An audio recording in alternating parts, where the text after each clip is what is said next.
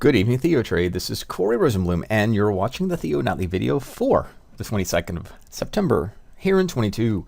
And we continue the slide to the downside, probably the slide to new lows in the equity market. Starting with the S&P 500, we are seeing the market continue off in a similar pathway. This is where I've been drawing the parallel to in the evening videos. Similar pathway or parallel to where we were into April and May of 2022, a little bit earlier, which looked a little bit like this, in the market going down, making new lows, and a little bit of a stronger rally up above the prior high, and then the market looks as though it's going to bounce, comes off and makes a new low, and then proceeds to make a new equity low or a new low in 2022. That is very similar, and that's the parallel with which we're driving trades, putting on the logic about bigger picture concepts and what's driving the market and what is likely to happen in the next few weeks, maybe month, which is, again, the parallel of a market that rallies a little bit stronger than expected, does come down, seems as though it is staging a rally, and then goes on to make new equity lows. That's the S&P, and that's where we're watching, but that same logic is playing off in the Dow and the NASDAQ here and the Russell. The weakest index in today's session right here is the Russell. It's the small cap index, and it's not that far away from its new lows under 1700 in the equity futures index. And the same logic would take place within the context of the ETF, which is the tradable IWM. Same logic back into the NASDAQ with the triple Qs and the S&P, which is the spiders or the SPY. You can, of course, build in-out spreads. You can mitigate risk, manage risk with put spreads, or hedge your portfolios on the longer account as the market continues to make new lows, or at least continue the downtrend that has been in motion since the top or the peak of the market. That's right at the beginning of the year, right there in January 2022. Now, the NASDAQ peaked a little bit earlier than that into late November, right at the end of last year. So outside of the equity futures, we still continue the fallout from the Fed. What's the fallout from the Fed? And the easiest way that I like to view that is interest rates.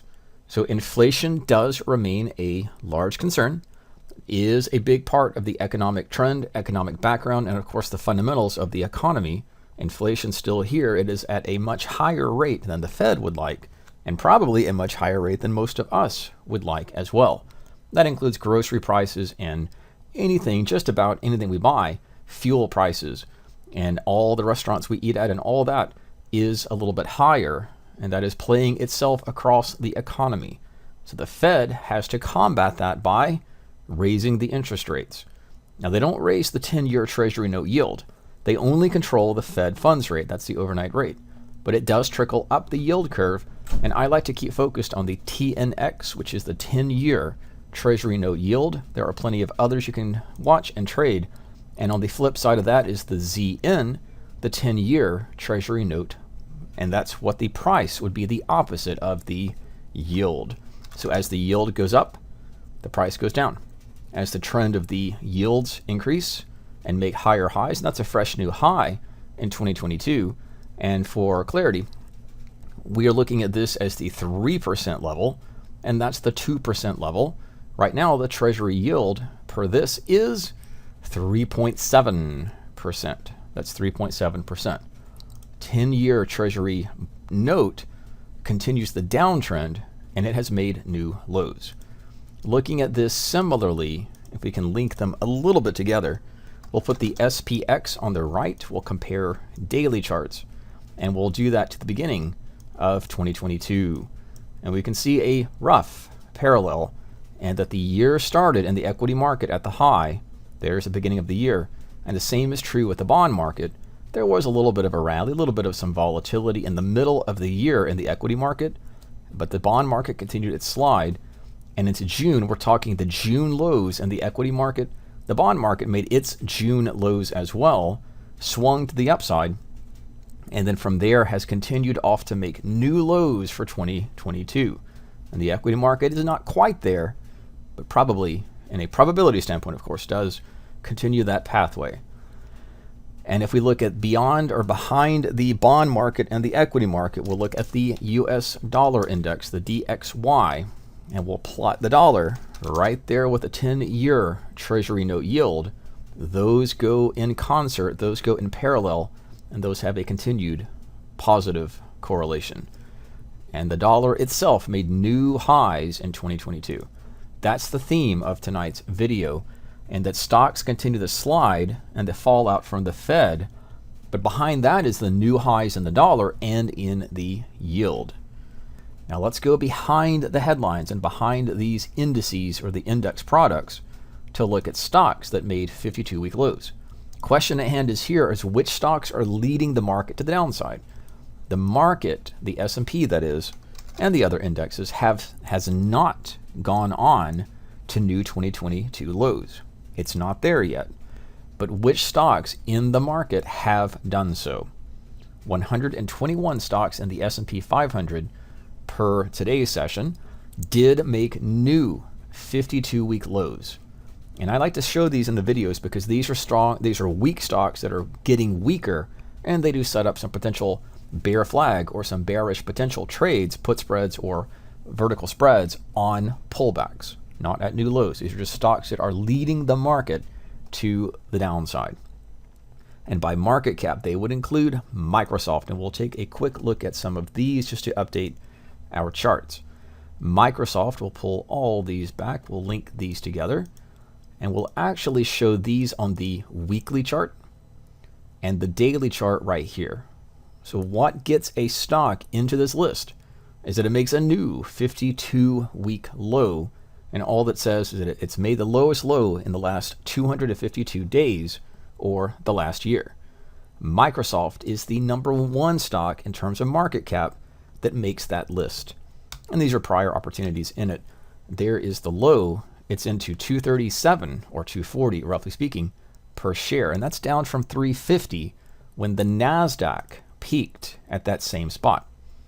So Microsoft is not the NASDAQ, but it is a large percentage or large contributing stock to it. So it makes sense that the NASDAQ index and Microsoft would look very similar. Behind that is going to be Google. Google is, of course, a technology company, and it also is printing new lows beneath, or at this point, $100 per share. Beneath that is Visa. It's not had the same downtrend as seen in the market or in other stocks, but nonetheless, Visa is joining these stocks at new lows. Visa has actually been in a trading range, and a wide trading range nonetheless, but it actually did print under these 186 and 185 lows, making it join the list of stocks making new lows not seen in over a year. Behind that, once again, is Meta, Facebook, affectionately known as Facebook. But it has had a precipitous decline, very big decline from 380 per share all the way down to 140 in today's session. And just to reiterate, these arrows are only here because they're representing when a stock made a new 52-week low, and that's what it comes up on the scan list, that it probably continues to make additional lows, setting up bear flag trades on the way down.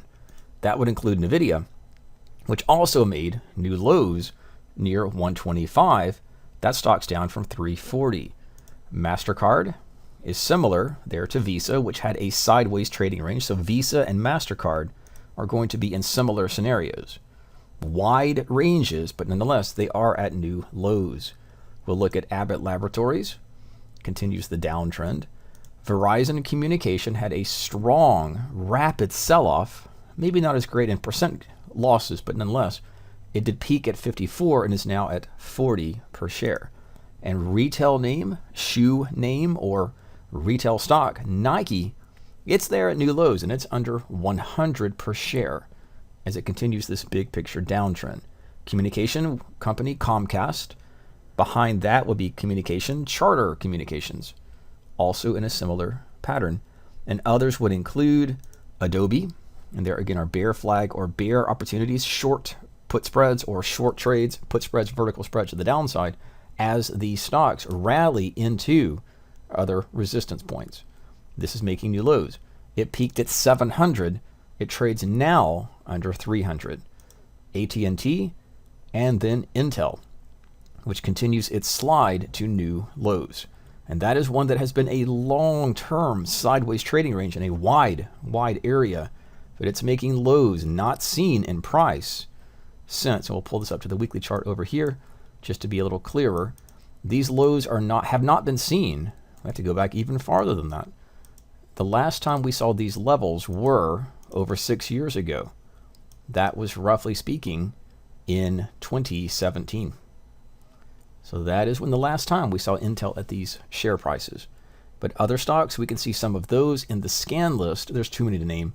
But just sorting them by market cap, these are the stocks in the moment. Triple M, US Bancorp, and there's Charter, and others. FedEx, of course, we'll look at it because it is and did report bad economic news, and they guided the guidance lower. Their guidance was lower, and mainly that is because they are seeing slowdown in shipping.